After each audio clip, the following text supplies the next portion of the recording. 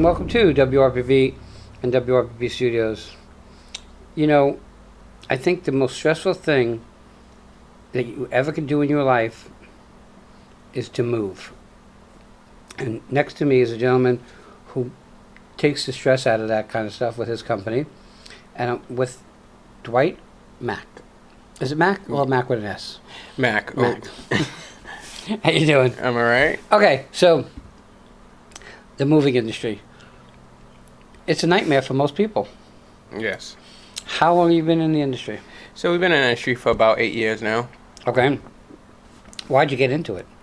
So it kind of fell into my lap. It was one of those things where I was stressing to move in a media situation, and it was like just scrambling. And I was just like, oh, where do we find a place? Where do we get the help to move? How quickly can we move? Stuff like that. And I just thought that maybe other people are having that same issue.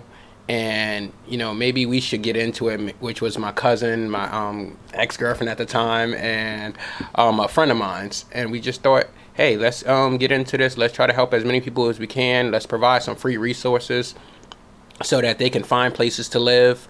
And and then, hey, we're there to help them with the heavy work. And it is heavy work.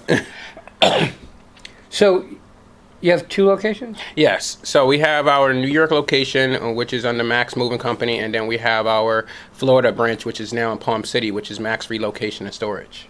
Okay. It's got to be very stressful for the people that are moving. What about for you? Does that stress fall on you and you take some of the stress away from them? So say, hey, we got this. Don't worry about it. We can take care of this. Yes. So obviously moving is one of the most stressful things amongst all of our customers, whether they are just scrambling because they got to, make sure everything's set up at the new place and turned off at the old place.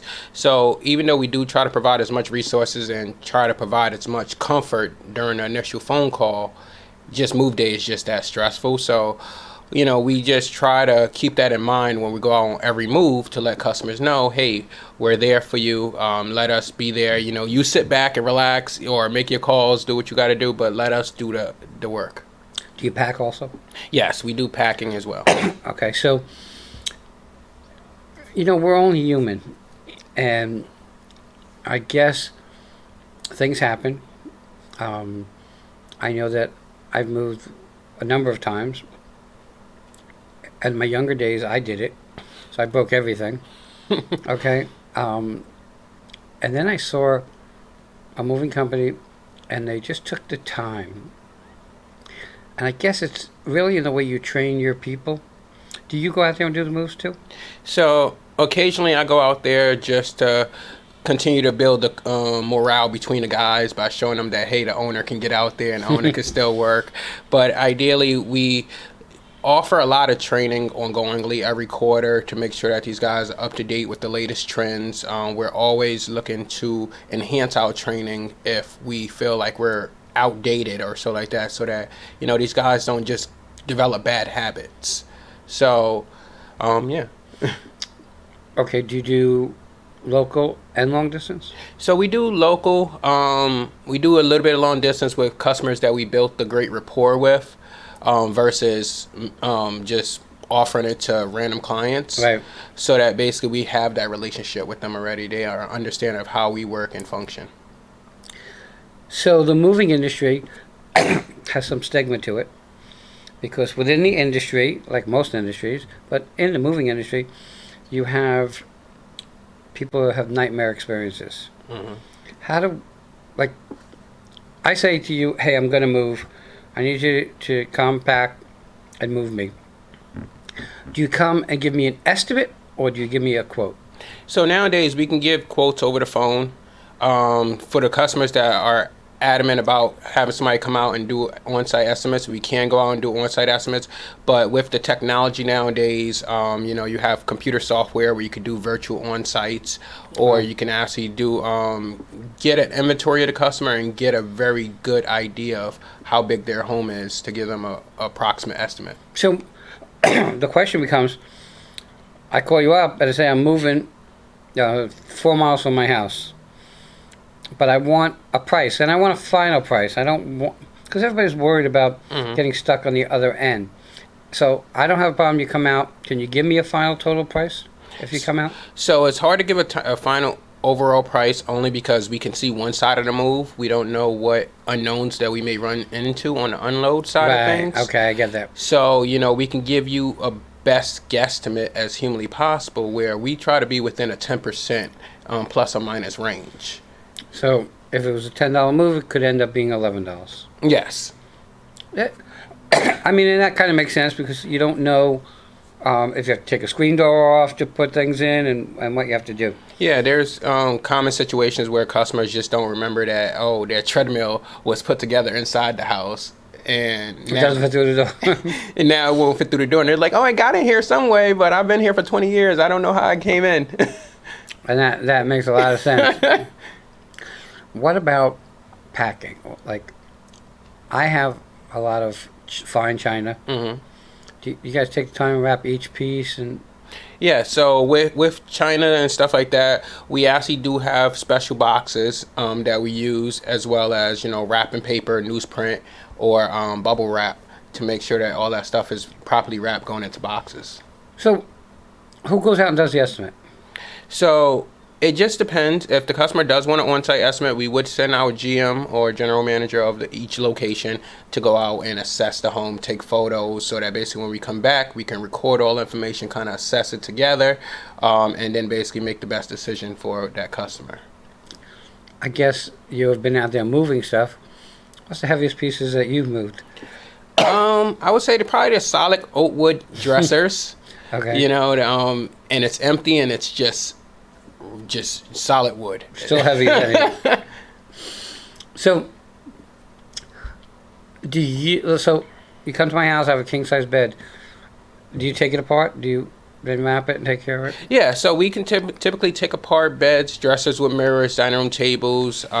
We try to avoid baby cribs as much as humanly possible because, the safety of the babies is everything. Right. And the way the screws are, you just don't want to mess with them. Especially if it's a cheap one. Okay, so I get that. Now, I've learned over my million years being on this earth, because I'm older than dirt, that the hardest thing to move for a layman like me is probably a mattress. Because unless you have a truck, moving a mattress is a nightmare. It doesn't want to agree with any way you put it. Okay? The other thing I learned is refrigerators need to be always standing up. They cannot be laying down. Okay. Okay? So those are things I've learned. Has there been times where you've moved items that were like not the norm? Most people would say, well, not the norm item would be like a piano. That's got to be a hard move. How about a safe? Like a gun safe? Okay, so yeah, we've moved a couple of gun safes. I remember one situation where it was solid winter, a lot of snow on the ground because we're from New York, so we was out in the Vermont area, and it was just a messy day where we could barely get the truck up the road. Oh. But the guy had a gun safe in the basement or his garage, and it wouldn't budge. It just wouldn't budge that spot. Luckily, we had a lineman with us who was able to really put some force into it. But my fear was once we got that safe on the truck, it was, could we make it down that hill? So, do you ever get stuck with, hey, I need you to move me from here to here? You give an estimate. You pack up. You get to the place where you're going to unload, and you find us on the second floor. Oh, yeah. We've been in all types of weird situations like that, especially with customers moving from the third floor to a fourth floor walk up. And You're just like, why would you move from a worse to a worse situation?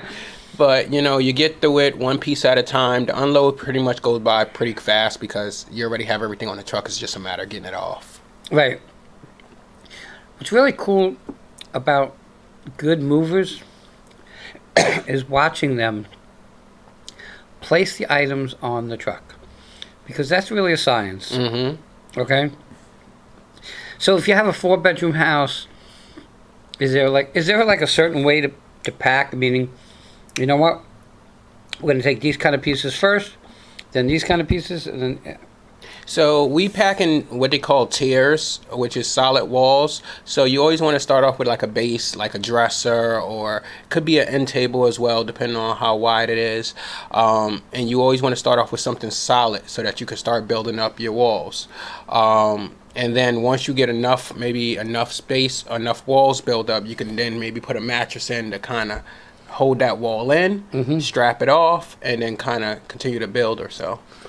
Okay, so back in the day, before your time, the TVs were big and heavy.